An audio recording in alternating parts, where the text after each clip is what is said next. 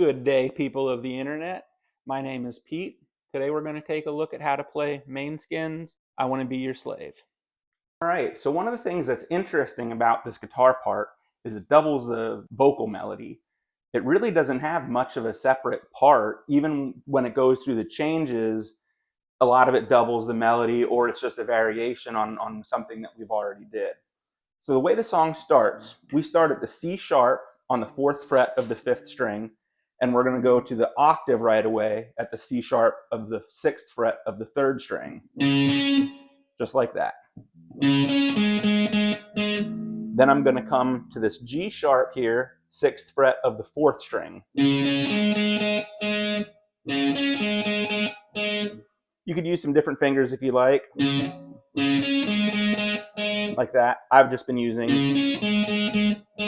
Then I'm going to go to the A, the 7th fret on the 4th string, back down to the 6th of the 4th string, 4th fret, 4th string, which is an F sharp, back to the 6th, and then that part ends on the C sharp, the 4th fret of the 5th string again. So again, slowly.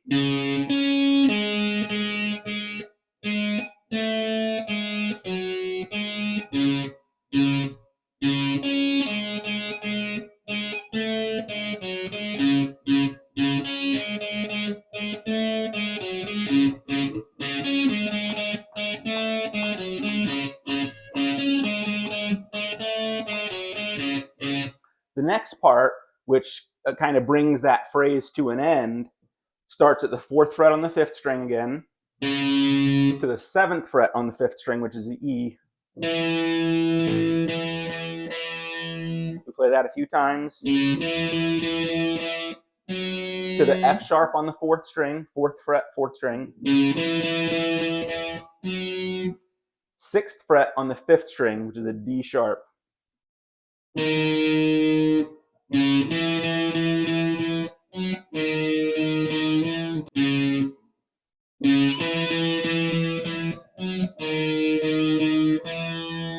Back up to the E, 7th fret, and then down to the D sharp, and down to the C sharp.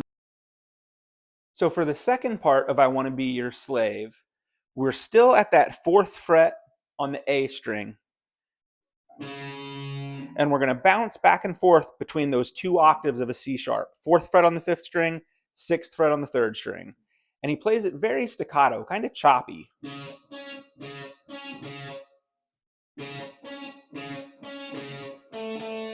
7th fret on the D string, which is an A. Play that a couple times. 4th fret on the D string, which is an F sharp. I play that a couple times. And then I play the 6th fret on the 4th string one time. That's a G sharp.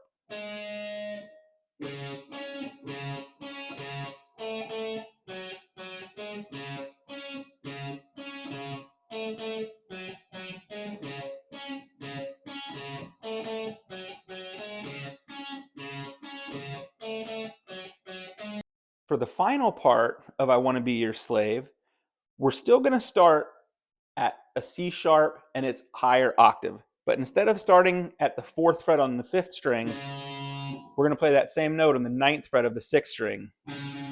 And my octave is the 11th fret of the 4th string.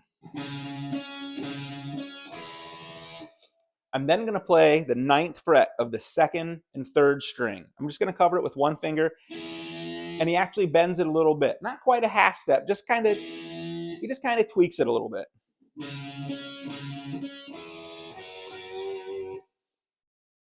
I go to the 11th fret on those same two strings, the 1st and 2nd. And he gives it a little bit of a vibrato there.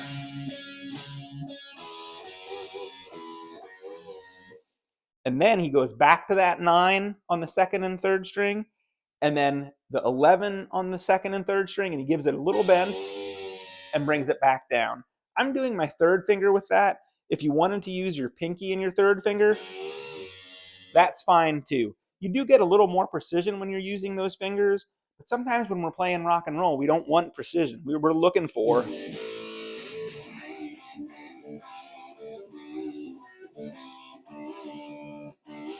it It just gives it a more raw sound. So I'm going to continue to use just one finger to cover those.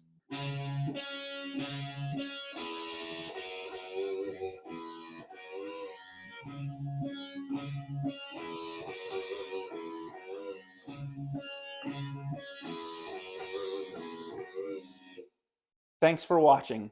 Please hit the like and subscribe button. I would sincerely appreciate it.